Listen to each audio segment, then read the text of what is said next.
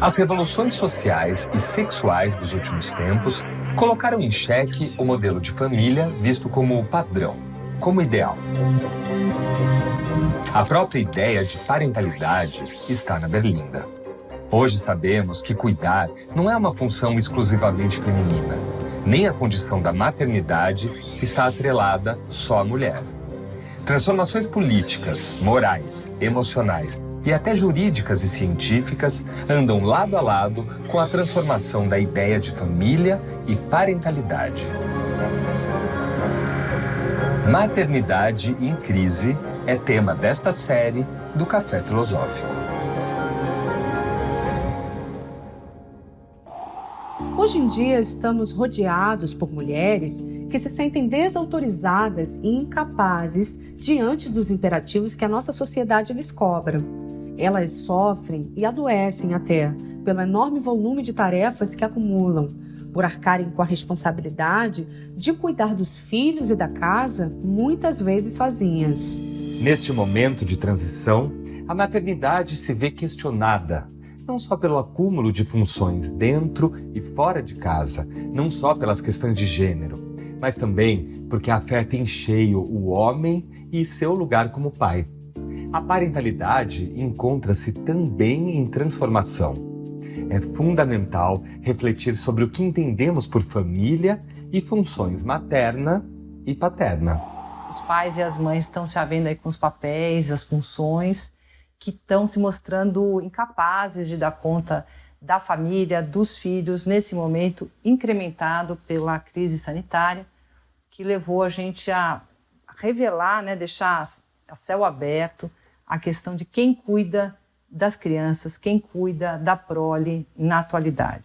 E nós vamos ver aí os efeitos psíquicos disso, tanto na clínica, quanto nas escolas, mas também tanto com os pais, quanto com as mães e com as crianças. Então a ideia é pensar um pouquinho o que será que a gente podia abrir aí, da percepção desse fenômeno atual, de uma vulnerabilização do cuidado com a infância, própria da nossa época, e o que estaria em jogo aí, Então, eu começo pensando, por que a mãe, Por que a gente vai pensando em maternidade em crise? De que se trata essa crise? Primeiro, eu queria dizer que a gente é oprimido por uma fantasia de mãe padrão ouro. O que seria o padrão ouro da maternidade, O que a gente imagina que seria a mãe modelo, aquela mãe que daria conta do cuidado com a infância, aquela mãe que todo mundo almeja como se fosse... o que se afastar disso seria uma mãe que perderia alguns pontinhos. O padrão ouro da maternidade tem sido a mãe biológica, que gestou e pariu seu filho, também com recorte racial, a mãe branca, a mãe de uma certa classe social, a mãe cisgênero, conforme com o seu sexo atribuído ao nascer, a mãe heterossexual casada. Esse é o padrão ouro da maternidade, o que se imagina que seria a pessoa mais capaz, mais apta, com todos os recursos para cuidar da infância. É claro que é um padrão racista, classista, transfóbico, e que exclui, a partir desse modelo, vão se diferenciando e vão sendo excluídos os outros. E é fácil a gente perceber isso, Os pais adotivos, os casais homoafetivos, as crianças em instituições, tudo isso vai sendo visto como uma espécie de handicap, ou uma perda, Então,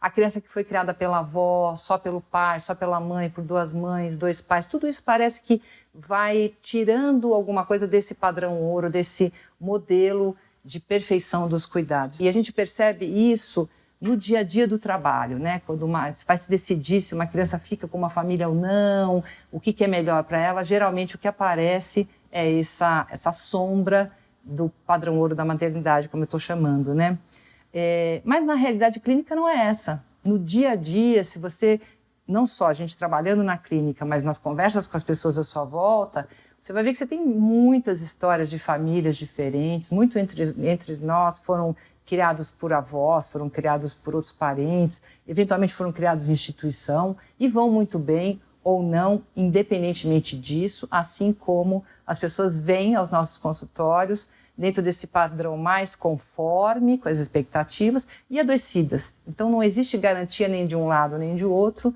e a clínica é o que comprova isso. Mas desde quando que a gente começou a imaginar, parece tão natural imaginar que essa mãe, né, seria o modelo ideal do cuidado com a infância, com as crianças? De onde que surge isso? Sempre foi assim, né?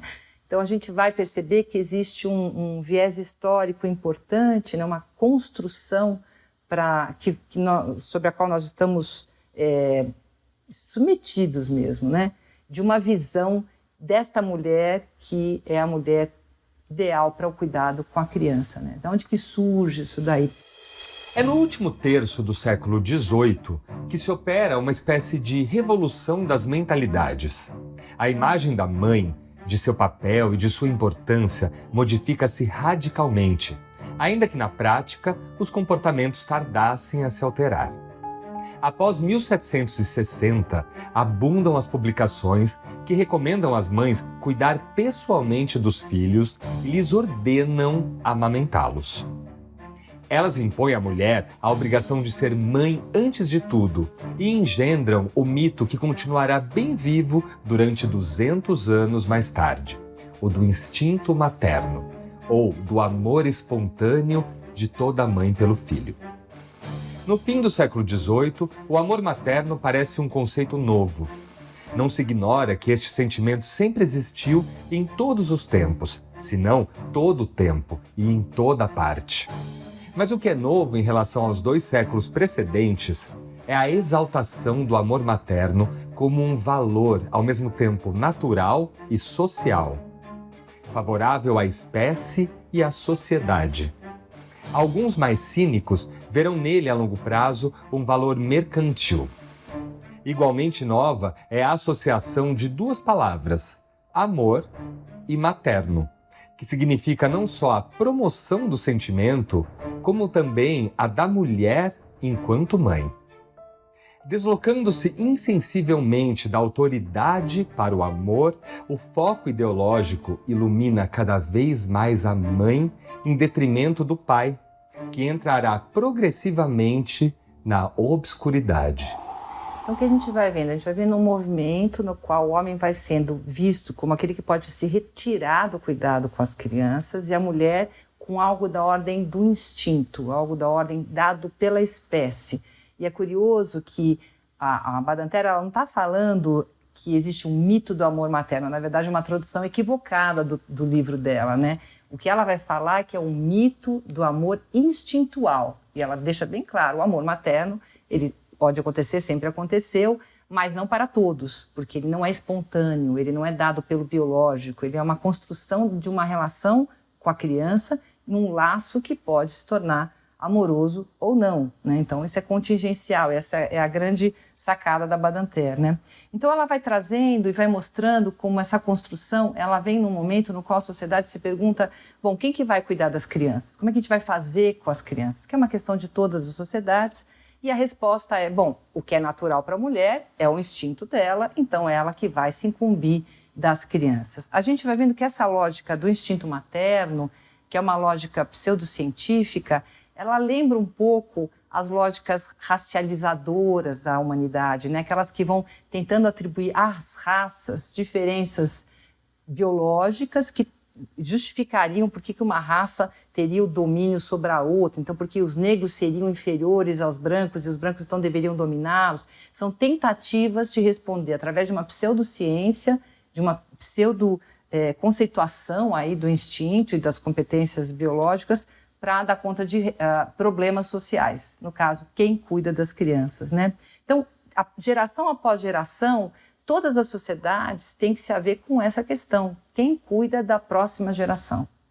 Sem responder isso, a gente se extinguiria, sem responder isso, a gente não tem como seguir. Nós precisamos que a próxima geração nos renda na velhice, esteja lá para nós conforme a gente vai saindo, né, da nossa possibilidade produtiva, da nossa possibilidade de independência, a gente com a idade vai se tornando cada vez mais dependente da geração que está vindo. Então, é uma questão coletiva, não é uma questão privada como se quer crer E a resposta da maternidade, da mulher e dessa mulher padrão ouro é uma resposta no nível privado de um problema social. No próximo bloco, O que se viu foi como apareceu o custo do trabalho invisível doméstico, porque ele não é da ordem do amor, é da ordem do trabalho mesmo.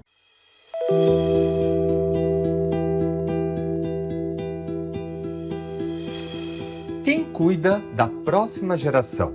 A pergunta que não pode calar. Hoje cuidamos dela e é ela que vai nos render na velhice. Com a idade, vamos nos tornando cada vez mais dependentes da geração que está vindo. Mas não só nós, as futuras gerações também precisarão cuidar das crianças que terão e que seguirão cuidando da anterior e da próxima. E assim, de geração em geração, caminha a humanidade. Quando a tarefa do cuidar não mais condiz com a realidade social, quando cai por terra o mito do instinto materno, aos pais permanece esta indagação: quem cuida? Diante de uma parentalidade em transformação, a resposta não está no nível privado. É uma questão coletiva, um problema social. Quando a gente pensa nesse problema social, qual seria a questão da psicanálise em jogo nessa problemática, né? A primeira questão é que, para a psicanálise, o que está em jogo é tentar entender que, para nós, a reprodução de corpos está claro, né? Está claro, é uma condição biológica. Mas o nosso interesse como psicanalistas é a reprodução de sujeitos. O que faria com que aquele corpo nascido da espécie humana se torne um humano, como a gente entende, como um sujeito, né? Um sujeito para a psicanálise. Então, esse pulo do gato que não está dado pela biologia, que não vem de fábrica, isso que só pode se estabelecer a partir da relação com o cuidador, é a grande questão da psicanálise e que nos leva a nos perguntar, então, como é que a gente faz isso e que condições a gente cria para fazer isso. E aí eu traria um trecho da coleção Parentalidade e Psicanálise, que eu organizei junto com a Thais Garrafa e a Daniela Tepperman. Entendemos parentalidade como a produção de discursos e as condições oferecidas pela geração anterior para que uma nova geração se constitua subjetivamente em uma determinada época. Disso decorre considerarmos os sujeitos que se incumbem da tarefa parental no plano singular, sem negligenciar o campo social que os enlaça. Então, a gente entende a parentalidade como todo esse entroncamento entre discursos, o que se diz sobre o cuidado das próximas gerações e as condições materiais para que isso advenha. É muito diferente de pensar a parentalidade como algo que se passa entre a mamãe e seu filhinho, ou o papai, a mamãe e seu filhinho, mas sem ignorar que na capilaridade você tem alguém que cuida diretamente dessa criança e precisa ter, a gente vai falar um pouquinho mais sobre isso, só que esse alguém está inserido numa série de discursos, de ideias, de preconceitos, como eu tentei mostrar falando da questão do padrão ouro, né? Usando esse subterfúgio aí da ideia de padrão ouro, né? Com essa formulação, a gente vai tentando puxar da ideia da mulher, da mãe, que é uma construção histórica, como única responsável, né, para uma ideia de um coletivo, para tentar recuperar lá na frente. Então, qual seria o lugar desses que estão na capilaridade, né, no caso, os pais ou os cuidadores? Eu preferia usar, e vou usar bastante aqui, a ideia de cuidadores, porque a gente vai ver que nem sempre se trata do pai e da mãe. Você tem crianças em abrigos, né?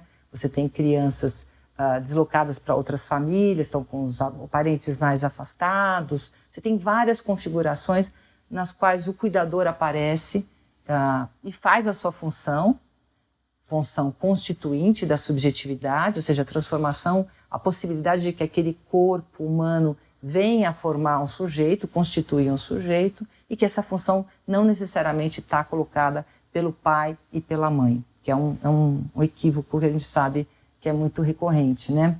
Então, bom, se a gente está pensando que a gente tem discursos e condições, quais são as condições atuais do cuidado com a próxima geração? Então, nós estamos como coletividade nos apequenando, nos recolhendo, né? Nos abstendo de realmente cumprir a nossa função de responsabilização com as próximas gerações. Eu queria só trazer aqui um dado que eu acho que é importante, né?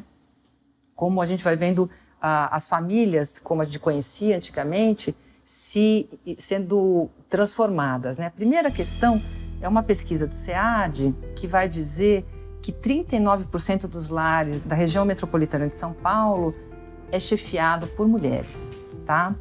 Desses 39%, ou seja, quase 40%, a gente vai ter 46%, quase metade, só tem a mulher, não tem um companheiro, um cônjuge, ninguém acompanhando, tá? Ela está sozinha chefiando esse lar. E nesses lares chefiados por mulheres, a renda da família tende a ser 27%, quase 30% menor do que os chefiados por homens. Então você vai vendo a mulher que até algumas décadas atrás existia um discurso no qual ela era provedora dos cuidados dentro da família, enquanto que o marido, né, esse modelo familiar bem heteronormativo, papai, mamãe, filhinho, esse modelo ele vai se deteriorando porque essas mulheres não têm como serem só cuidadoras do lar, na medida que elas também têm que ser provedoras, quem fica com essas crianças. E, mais uma vez, são penalizadas na medida em que elas ganham menos por serem mulheres. E, muito frequentemente, a justificativa é de que elas ganham menos porque são mulheres e tiram licença maternidade. Então, a gente vê assim um ciclo vicioso no qual a mulher é penalizada por usar o seu tempo produtivo cuidando da infância e ela ganha menos e ela está sozinha. O que a gente vai vendo é uma vulnerabilização da infância, do cuidado com a infância na figura desta mulher largada, né, ao Deus dará, porque a gente vai vendo como esse encolhimento aí da entrada do Estado e mesmo das pessoas imaginando que isso é um problema da mulher, ninguém tem nada a ver com isso, quem pôs no mundo, quem pariu um Mateus que cuide, né, que embale Mateus. Então tem uma ideia mesmo de imputar responsabilidades e efeitos também, quando as coisas não dão certo, né, para esta mulher. Então um afunilamento aí. Segundo a psicanalista Vera Iaconelli, os efeitos desse equívoco de achar que tudo cabe à mulher se fazem notar nas acusações mútuas dentro das famílias, nas separações, nos sintomas e adoecimentos que abarrotam os consultórios psiquiátricos e psicológicos, mas também nas queixas escolares e no burnout dos cuidadores. A pandemia, que colocou à prova a nossa estrutura de cuidados, revelou o que já estava presente: famílias sobrecarregadas e o descalabro da divisão sexual do trabalho reprodutivo. Segundo a socióloga Danielle Kergoat, existe uma divisão sexual do trabalho no modo de produção capitalista, em que os homens assumem o trabalho produtivo e assalariado, dirigido a gerar bens e serviços, e as mulheres o trabalho reprodutivo doméstico e não remunerado, dirigido às atividades do cuidado e da reprodução da vida, como, por exemplo, a gravidez, o parto, os cuidados alimentares, a educação, o apoio afetivo e psicológico e a manutenção dos espaços e bens domésticos. E aí a gente vai ver uma coisa muito importante que ficou bem clara durante a pandemia, né? Na medida em que a pandemia ela foi deteriorando todos esses laços em volta da gente que davam uma sustentação, né? A escola, os avós, as pessoas, a babá, o funcionário doméstico, toda essa rede foi deteriorando porque a gente estava em isolamento. O que se viu foi como apareceu o custo do trabalho invisível doméstico, o que ele não é da ordem do amor, é da ordem do trabalho mesmo. São horas e horas de dedicação que ficaram impossíveis de ser realizadas pela falta de rede e porque as mulheres continuavam tendo que trabalhar e fazer uma função impossível, as crianças sofrendo, porque se revelou ali o que já se sabia. Tem um afunilamento, uma impossibilidade de continuar funcionando dentro desta lógica. Só que a gente vai ver como é difícil mudar essa lógica, porque na hora que você começa a computar esse trabalho e pensá-lo como algo que deveria ser remunerado, a conta não fecha, porque você vai ter uma pessoa 24/7 cuidando das crianças, levando, trazendo, tem a motorista, a cozinheira, a lavadeira, tudo pensado em termos de gênero, né? Como se fossem sempre funcionárias mulheres fazendo essa função, regiamente paga, onde que a gente chegaria? Né? Numa conta que a mulher não tem condição de realizar sem suporte, sem ajuda. Se a gente pensa que isso vai respondendo aí um modo capitalista, mas historicamente também vai colocando a mulher nesse lugar de trabalho invisível, não remunerado, para que o resto da sociedade possa se cuidar de outras coisas, né? Possa se haver com outras questões. Então, para que o proletário seja explorado no modo capitalista, a mulher tem que ficar em casa sendo explorada pelo proletário, porque ela trabalha sem receber, e essa ideia de um trabalho que é puro amor, pura dedicação, né? Até a hora que a mulher se vê sozinha com essa família, né? Então a gente tem que perguntar agora, como psicanalistas, o que a psicanálise tem falado disso? O que a psicanálise tem pensado, né? Que expoentes da psicanálise têm trazido a questão do cuidado com as crianças e quem pode cuidar, quem não pode cuidar. Como é que a psicanálise tem se colocado nesse percurso no qual a mulher foi sendo empurrada para essa posição, um percurso ideológico, claramente? Como é que a psicanálise tem respondido a essa ideia? No próximo bloco... É verdade que o bebê tem a necessidade de alguém que se dedique integralmente a ele nesses primórdios? A questão que está colocada aqui é só por que tem que ser a mãe, por que tem que ser a mulher.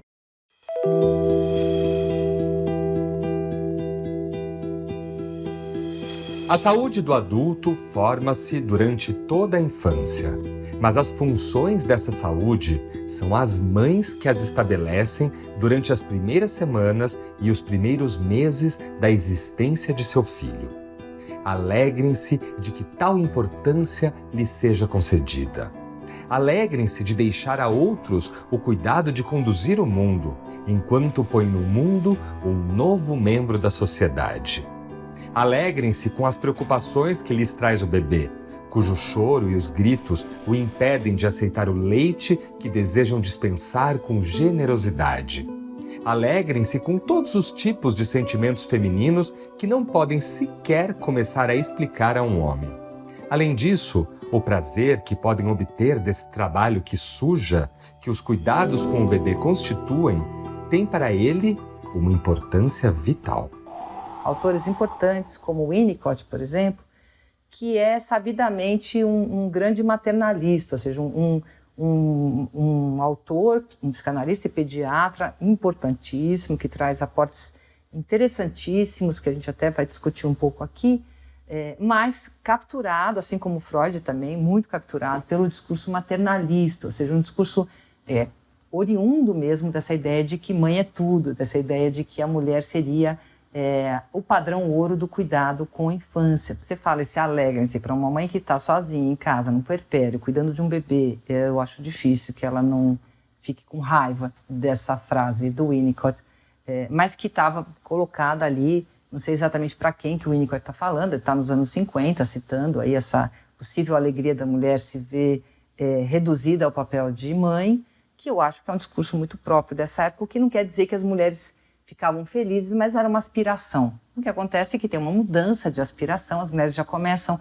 a poder revelar e batalhar pelo seu sonho de ter uma carreira, de ter uma vida para além da maternidade, e isso torna impossível esse alegre-se, o que não significa que algumas mulheres não se alegrem de ficar totalmente dedicadas aos seus filhos, mas isso não pode ser visto como um para todas as mulheres, né? Então, o Winnicott é um defensor mesmo desse lugar da mulher, ele acha que é fundamental. E veja, quando ele fala dessa importância, é verdade que o bebê tem a necessidade de alguém que se dedique integralmente a ele nesses primórdios. A questão que está colocada aqui é só por que tem que ser a mãe, por que tem que ser a mulher. Mesmo quando a gente não tem a mãe biológica aqui colocada, você vai ter sempre uma série de outras mulheres que está se imaginando que vão substituí-la. O homem é o último da série a ser pensado no cuidado, por exemplo, com um bebê. Isso vai sendo mudado, é claro, né, com todas as questões, né, de gênero que vão sendo colocadas pelas novas gerações e que vão trazendo, por exemplo, os casais homoafetivos, vão trazendo as mães solo, pais que adotam sozinhos, crianças que estão em instituições já vistos a partir de uma outra chave que não só como uma perda, como um prejuízo para o psiquismo, para a saúde mental da criança, mas como uma possibilidade entre outras, né? Então, a Badinter vai fazer essa crítica ao Winnicott. Eu reitero que o Winnicott é um autor assim, incontornável para pensar a infância, mas, como todos nós, capturado pela sua época, com as suas questões para a gente, que a gente tem que tentar trazer e fazer trabalhar. E o Winnicott, ele propõe, e isso é muito importante a gente entender, ele propõe um conceito que ele vai chamar de preocupação materna primária. Se usa muito isso na pediatria, na psicanálise, em outras áreas do saber. Minha tese é a de que, na maioria de todas as fases, estaríamos lidando com um estado muito especial da mãe. Um estado psicológico que merece um nome, tal como preocupação materna primária. No meu entender, não foi dada ainda a devida atenção em nossa literatura e talvez, em parte alguma, para uma condição psiquiátrica muito especial da mãe, sobre a qual eu poderia dizer o seguinte: gradualmente, esse estado passa a ser de uma sensibilidade exacerbada durante e principalmente ao final da gravidez. Sua duração é de algumas semanas após o nascimento do bebê. Veja, o Winnicott está falando claramente de uma identificação que se passa no final da gravidez. Então, vamos voltar lá para o padrão ouro, né? De novo, ele está se referindo à mulher que gestou e pariu. Lembra, aquele primeiro modelo que se coloca como o modelo ideal. Né? A mulher que gestou e pariu desenvolveria aí uma hipersensibilidade ao bebê, quase um quadro psiquiátrico não patológico, e que seria capacitadora e que daria condições para que ela tivesse uma relação diferenciada com o bebê, uma relação que o bebê precisa, uma relação necessária com o bebê.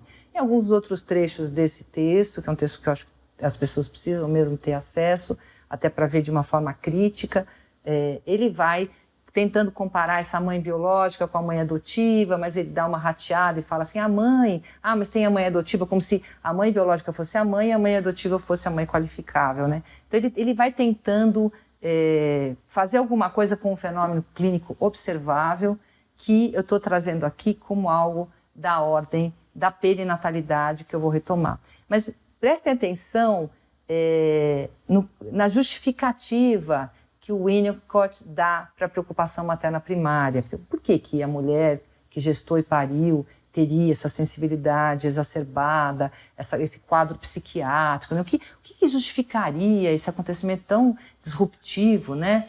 Sugiro, como vocês sabem, e suponho que todos concordem, que comumente a mãe entra numa fase da qual comumente ela se recupera nas semanas e meses que se seguem ao nascimento do bebê, e na qual ela é o bebê e o bebê é ela. E não há nada de místico nisso. Afinal de contas, ela também foi um bebê. Eu acho o máximo essa expressão, porque, veja, novamente a mãe que ele fala é uma mãe mãe biológica, né? Porque após o nascimento do bebê, ele está novamente se referindo ao que a gente chama de perinatalidade, ou seja, o ciclo gravídico puerperal. Tá? Qual a justificativa dele? É que a mãe já foi um bebê. Então ela guarda ali lembranças boas ou ruins desses cuidados que ela recebeu. Mas quem que não foi bebê? Alguém não foi bebê? Os homens não foram bebês? Né? Como justificar isso a partir do fato da mãe ter sido bebê? Se identificar, então, se a gente for seguir o raciocínio do Winnicott, se identificar com o bebê passa pela nossa experiência de termos sido bebês. Então, todos poderiam, a princípio, a partir desse critério, vir a se identificar com o bebê. Então, o Winnicott, ele atira em alguma coisa e aponta para uma coisa e alcança a outra nesse jogo do que ele está tentando explicar.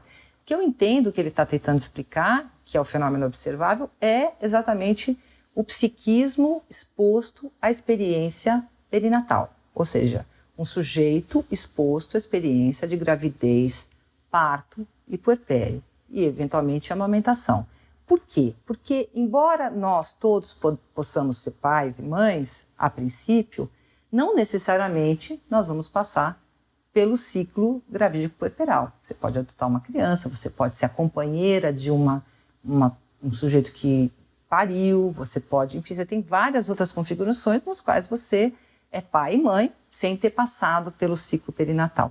Mas uma vez exposto a essa experiência perinatal, você vai ter ali algo para elaborar mais, um trabalho psíquico para ser feito e que tem, mais das vezes, uma percepção clara de que se trata de um quadro psiquiátrico, esquizoparanoide, como ele descreve. Então, eu entendo que o Winnicott está descrevendo uma situação particular do sujeito que passou pela gravidez, parto, puerpério. Por que eu insisto em sujeito? Porque o Winnicott está descrevendo uma mulher que gestou e pariu, que é próprio dos textos dos anos 50. Mas hoje nós temos homens trans que gestaram e pariram. Então, e eles também vão ter que se haver com o ciclo gravídico puerperal como experiência psíquica, como algo que a gente não sabe o que vai causar nesse sujeito, mas vai exigir dele um trabalho psíquico para elaborar uma transformação vivida no próprio corpo. Porque é importante a gente saber que, para a psicanálise, esses fenômenos eles são opacos, ou seja, existe ali um acontecimento no ciclo gravídico puerperal, mas como o sujeito vai elaborar isso, vai ser uma elaboração singular de cada um. Para algum pode ser disruptivo, para o outro pode ser traumático, a gente vai ter vários desdobramentos possíveis da forma de viver essa experiência. Mas não necessariamente nós estamos falando de mulheres, porque ter nascido com útero não garante o gênero, nem feminino, nem masculino.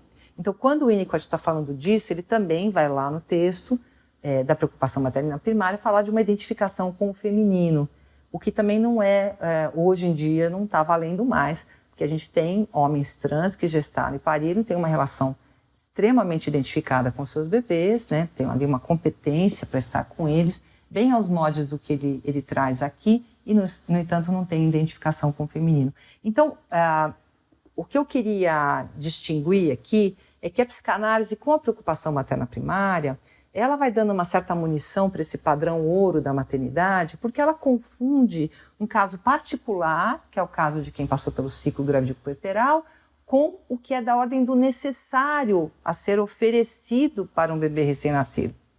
Porque não necessariamente o bebê vai precisar ser cuidado por uma pessoa com esse grau de identificação. É bom que a pessoa se identifique? Sim, é necessário que ela se identifique. Mas será que neste grau psiquiátrico, como ele diz, né, esquizoparanoide? Não necessariamente. A gente tem vários casos nos quais as crianças são criadas por outros sujeitos, que não quem pariu, né? E muito bem criadas. No próximo bloco... As mães, elas são suficientemente boas, e essa é a grande sacada do Winnicott, porque elas não são totalmente boas. É só o suficiente. É só o suficiente para não estragar.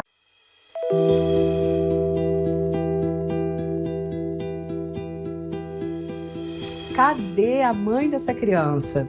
Essa é uma frase que sempre ouvimos diante de uma criança que cai, faz birra ou provoca algum incômodo em algum lugar.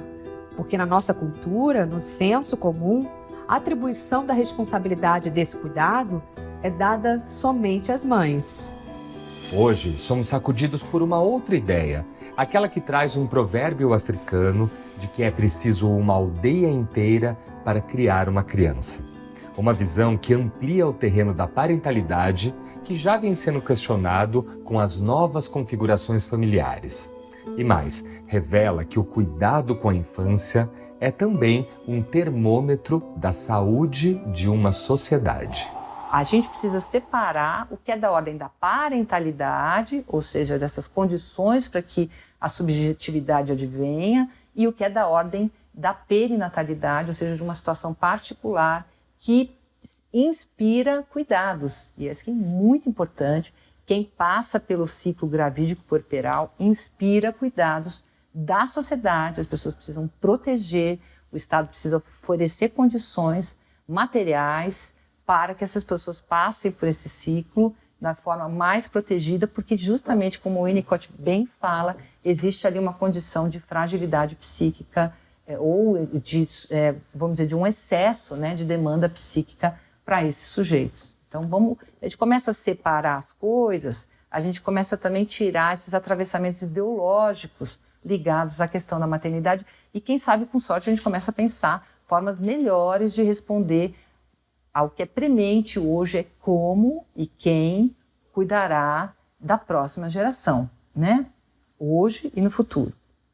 Então, quando a gente começa a perguntar, então, de que se trata este cuidado com a próxima geração, se a gente não está colocando mais nem na mulher e nem na perinatalidade a condição dada garantida, né, uma certa qualidade excepcional ali, a gente começa a pensar, afinal, o que precisa ser oferecido para a infância, para que um sujeito advenha, a gente já começa a pensar a partir de um outro lugar. O Winnicott vai falar numa identificação com o bebê recém-nascido.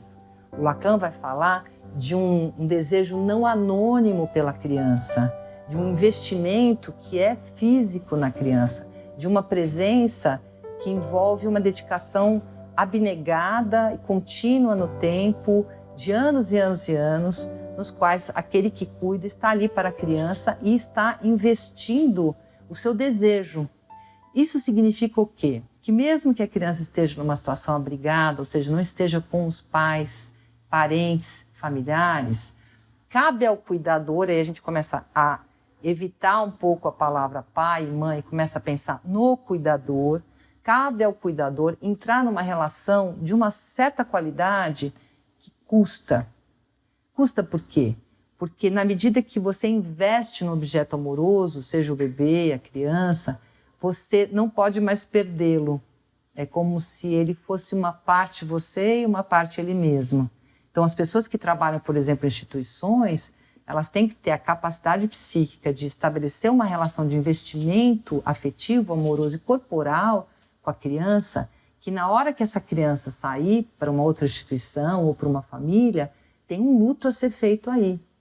Né? Então, de novo, a gente volta a pensar, será que a gente está dando condições discursivas e materiais para que esses sujeitos que estão ali na capilaridade do cuidado com a infância possam exercer uma tarefa desta magnitude, não só pai e mãe, mas os cuidadores em geral? Será que a gente está conseguindo ampliar o nosso leque de percepção e tentar entender que quem puder responder a isso de uma forma radical é a pessoa mais adequada a estar com a criança e cuidar dela, e não supor que o parentesco, a família, os nomes, pai e mãe, garantiriam alguma coisa a priori, e a gente começa a desfazer aí um grande mal-entendido que imputa a pessoas que talvez não estejam em menor condição nem de desejo de exercer essas funções, são obrigadas a fazê-lo, né? Às vezes por não poderem fazer um procedimento de interrupção da gravidez, às vezes por não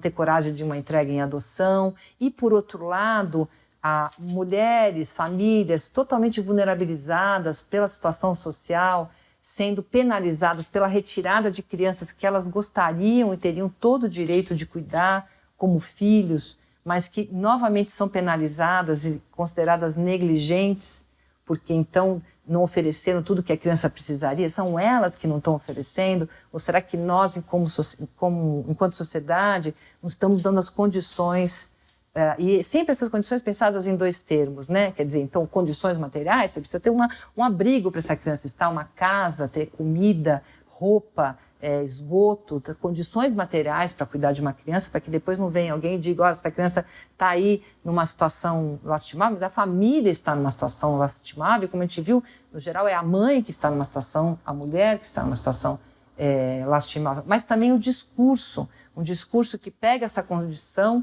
e considera, imputa esse problema à mãe, à mulher como negligente. Então, mudar uma mentalidade na qual a gente está assombrado aí por que eu estou chamando de padrão ouro, lembrando que é um padrão biológico, racial, de classe, e que vai levando a gente para um beco sem saída, na qual a infância vai se mostrando cada vez mais vulnerabilizada, e a gente vai pensar que, enquanto sociedade, a gente está fracassando no cuidado com a próxima geração. E aí aparece um problema narcísico nosso, que é uma certa crença de que nós somos uma sociedade que preza a infância, né? nós inventamos a infância, nós começamos a dizer, nossas crianças são diferentes, elas têm que ser separadas dos adultos, elas não podem compartilhar da vida sexual dos adultos, elas não podem ter a mesma educação dos adultos, elas têm que ir para a escola, nós temos que cuidar da infância de um jeito diferenciado. Isso no discurso está muito lindo, mas na prática o que a gente vê são as crianças na rua, nos faróis, pedindo. São as crianças morando numa situação vexatória para nós, não para as famílias e para os pais, porque os pais também estão vivendo numa situação de precariedade. Então, pensar o cuidado com as próximas gerações, não como algo de ordem privada e restrito a pais e mães, mas como algo da ordem do coletivo, para quem teve ou não filhos, né? Mas de uma sociedade que se quer reproduzida, é oferecer condições para que pais, mães e cuidadores possam estar lá para as nossas crianças da melhor maneira possível e não que a gente entre ali só para dizer o que falhou, o que eles não fizeram, o que não estava certo, responsabilizá-los. É uma mudança de paradigma que a gente tem que começar a exercitar se a gente quiser pensar no bem da infância e também cuidar desses adultos que estão adoecendo cada vez mais pela falta de contorno social para essa tarefa gigantesca que é criar os filhos. A Andréa Caetano diz que gostaria de ouvir sobre a culpa materna consciente, resultado da cultura e do social, e a culpa materna inconsciente.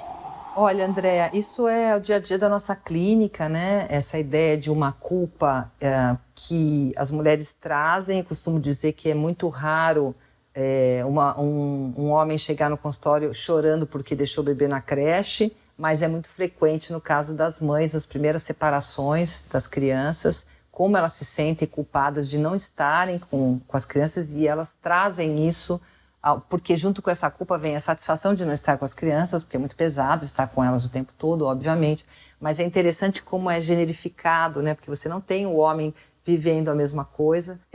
Isso coloca a gente num certo lugar de identificação com essa mãe é tudo. É difícil a mulher ir se desalienando deste lugar de prestígio, porque afinal é um lugar de prestígio. Eu brinco assim que a pessoa está comemorando que tem uma bola de ferro no pé, mas basicamente é isso, porque ela está dizendo, olha só, eu sei cuidar do bebê. Né? Quando eu deixo o bebê com outra pessoa, ele só chora, não dá nada certo. Ela está reclamando e está se vangloriando. Então, quanto a gente não se desalienar deste lugar social que nos foi imputado e começar a entender que nós somos cuidadores entre outros e que é claro que se nós nos dedicamos integralmente à criança, nós vamos ser a referência dessa criança, sim. E se nós não fizermos isso, nós dividimos com outros cuidadores, os outros cuidadores vão aparecer mais. Veja, tem uma negociação aí entre prestígios e falta de liberdade, né? Mas tem um lugar da nossa relação com a nossa própria mãe como cuidadora e de como a gente em algum momento acha que ela nunca deu o suficiente ou que deu demais, né? Tem um jogo ali de excesso, era próxima demais, era íntima demais, falava demais ou nunca deu muita atenção, nunca ficou comigo o suficiente. Então tem um jogo também porque nós vamos herdando esse lugar de um mito da mãe e não vamos perdoando a nossa mãe, né? E quando a gente começa a se emancipar desse papel de a cuidadora, a gente também tem que se ver com o que a gente exigiu da nossa mãe e como isso volta para nós como uma culpabilização inconsciente. Então, se eu abro mão aqui e tudo que eu exigi da minha mãe neste mesmo lugar, será que eu não vou pagar o que ela fez por mim, né? Como se existisse uma dívida aí de uma vida que não foi vivida, de uma sexualidade que ficou preterida em função da maternidade. Então, é um jogo difícil porque é um jogo transgeracional e cultural. A Shirley Dias Silva pergunta como a mulher citada por Winnicott pode ser suficientemente boa sem provocar um desprazer ao bebê, diante de tamanha responsabilidade dos dias atuais. Shirley, o desprazer do bebê está garantido, né? Ele nasce, ele já respira aquele ar, o pulmão já abre, oi, que susto, né? Eu estava naquele quentinho, na água, morninha, 9 meses, alimentação, o tempo integral, né? Pelo umbigo, e de repente eu respiro, tem a aspereza dos tecidos, tem a falta da leveza da água. Então, o desprazer é próprio de ter nascido e é uma condição de existência. Eu acho que essa que é o grande fantasma das mães, das mães que gestaram e pariram, principalmente, né? Porque mães é um guarda-chuva gigantesco, mas a gente vai pensar, essas mães se havendo aí com a perinatalidade, elas muitas vezes supõem que o que elas têm que oferecer é o modelo uterino, né? Que é o modelo de alguém que não tem falta, que não vive o desprazer e que está ali preenchido o tempo todo. Esse modelo é um modelo meio terrível, porque ele é um modelo pré-vida, né? Antes de você estar na vida, e a vida implica na falta, implica no sofrimento, implica na dor, implica no desprazer. Então, as mães, elas são suficientemente boas, e essa é a grande sacada do Winnicott, porque elas não são totalmente boas. É só o suficiente. É só o suficiente para não estragar. Porque se ela achar que ela vai ser totalmente boa, se não entrar ali nada do que é o ódio ao bebê, né? A gente já está com algum problema. Então, o Winnicott, quando ele cunha suficientemente boa, é só o suficiente para o bebê se sentir desejado, que já é bastante coisa, e para seguir aí se alienando ao desejo dos pais, se constituindo psiquicamente, se separando oportunamente. Então, faz parte aguentar o desprazer dos bebês. A Laura Geller pergunta qual a explicação da psicanálise para os cuidadores que relatam querer fugir no primeiro mês do bebê. Adorei essa pergunta. Olha, o primeiro mês do bebê, a gente precisa separar um pouco, porque o primeiro mês do bebê, o puerpério que a gente vive na nossa cultura, ele é muito isolado, ele é muito solitário, ele é muito cheio de técnicos que vão te orientar o que você deve ou não fazer. Ou seja, é o técnico que entra para te desautorizar. Você não está dando de mamar direito, você não está pondo para dormir. Deixa eu te ensinar a fazer isso aqui que você não sabe fazer. O especialista ele vem muito frequentemente para desautorizar.